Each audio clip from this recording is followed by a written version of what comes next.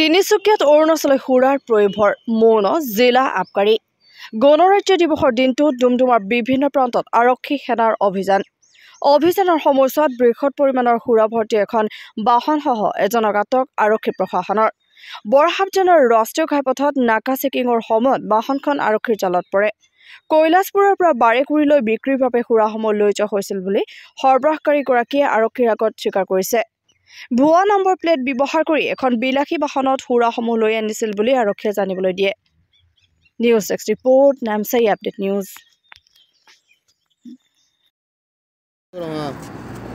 टेढ़ा मत बैठो, सीधा बैठो। ऐसे हम इधर देखो मेरी तरफ। हाँ मीडिया बढ़ा दे।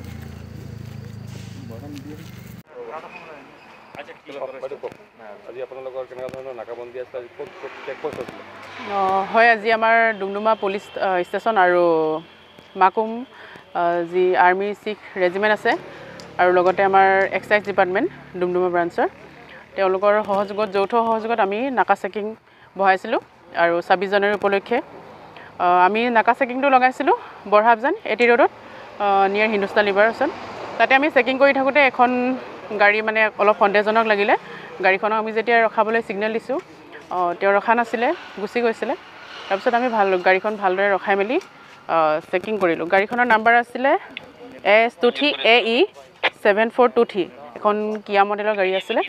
তাৰপিছত গাড়ীখন আমি চেকিং কৰি মেলি তাত বৃহৎ পৰিমাণৰ অৰুণাচলী সুৰা তাত উদ্ধাৰ কৰোঁ আৰু মানুহজনক সোধপোছ কৰি আমি জানিব পাৰোঁ তেখেতৰ নাম আছিলে যোগেন্দ্ৰ বৰা হয় ন, ঘৰ আছিলে তেখেতৰ কৈলাশপুৰ আৰু তেওঁ উক্ত মদসমূহ সুৰাসমূহ তেখেতে বাৰেকুৰি অঞ্চললৈ লৈ গৈ আছিলে, বিক্ৰী কৰিবৰ কাৰণে লৈ যোৱা হৈছিলে। আৰু আমাৰ এজ পাৰ আইনমতে আমি এক্সাইজ ডিপাৰ্টমেণ্টক তেখেতসকলে গোটেইখিনি কাম কৰিছে, যেনেদৰে জব্দ কৰিবলৈ গোটেইখিনি কৰা হৈছে। আৰু ইয়াতে এটা উল্লেখনীয় কথা আছে, তেখেতে এই কাৰ্যৰ লগত হয়তো আমাৰ অনুমান হৈছে বহুত আগৰ পৰা জড়িত হৈ থাকিব পাৰে। আৰু তেওঁৰ গাড়ীখনত যিটো নাম্বাৰ প্লেট লগাইছে সেই নাম্বাৰ প্লেটটো এই গাড়ীখনৰ নাম্বাৰ প্লেট নহয়। আমি চেকিং কৰি গম পালোঁ যে বেলেগ অন্য এখনৰ গাড়ী তেওঁ নাম্বাৰ প্লেট ইয়াত ব্যৱহাৰ কৰিছে। হয়, গোটেইখিনি আমি এতিয়া এক্সাইজ ডিপাৰ্টমেণ্টক দায়িত্ব দিয়া হৈছে, তেওঁলোকৰ ব্যৱস্থা ল'ব।